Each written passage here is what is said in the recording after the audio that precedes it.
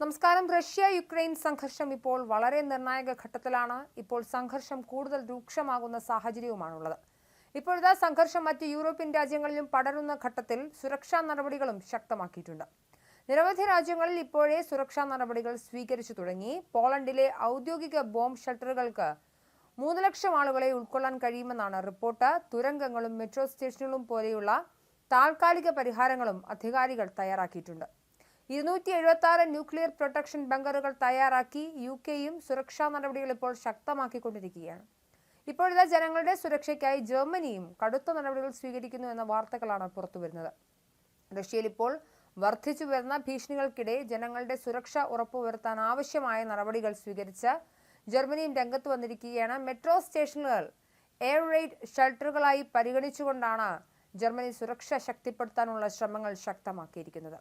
ഇതിനായി പല കെട്ടിടങ്ങളും ബങ്കറുകളാക്കി ഇപ്പോൾ മാറ്റുകയാണ്.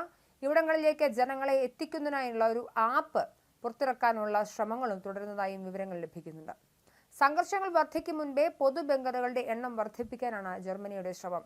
2007 ഇത്തരം സുരക്ഷാ സംവിധാനങ്ങൾ ആവശ്യമില്ലെന്ന് ഉദ്യോഗസ്ഥർ വിലയിരുത്തിയിരുന്നു. പക്ഷേ റഷ്യയുടെ ഹൈബ്രിഡ് യുദ്ധതന്ത്രങ്ങളും മറ്റ് രാജ്യങ്ങൾക്കെതിരായ ഭീഷണികളും ജർമ്മനിയിൽ സുരക്ഷാ ആശങ്കകൾ വർദ്ധിപ്പിച്ചതായാണ് റിപ്പോർട്ട്. ഫെഡറൽ ഓഫീസ് ഫോർ സിവിലിന്റെ പ്രൊട്ടക്ഷൻ കണക്കനുസരിച്ച് 579 പൊതു ഷെൽട്ടറുകൾ മാത്രമേ രാജ്യത്ത് അവശേഷിക്കുന്നുള്ളൂ.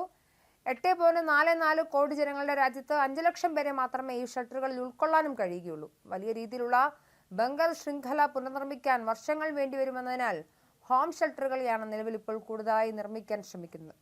അതേസമയം യുക്രൈൻ യുദ്ധം രൂക്ഷമാവുകയാണ്. പ്രത്യേകിച്ചും റഷ്യയ്ക്ക് അനുകൂലമായ മുന്നേറ്റമാണ് ദൃശ്യമാകുന്നത്. യുക്രൈൻ നഗരമായ ഡിനിപ്രോയിൽ പുതിയ മിസൈൽ ഉപയോഗിച്ച് റഷ്യ. അതിനിയും റഷ്യയുടെ കയ്യിൽ ബാക്കിയുമുണ്ട്. വേണ്ടിവന്നാൽ ഉപയോഗിക്കുമെന്ന് മുന്നറിയിപ്പ് നൽകിയിട്ടുണ്ട്. ഒരേഷ്കൻക എന്ന മിസൈലിനെ തടുക്കാൻ പടിഞ്ഞാറൻ പ്രതിരോധ സംവിധാനങ്ങൾക്ക് കഴിയില്ലെന്നാണ് പുടിൻ അവകാശപ്പെടുന്നത്.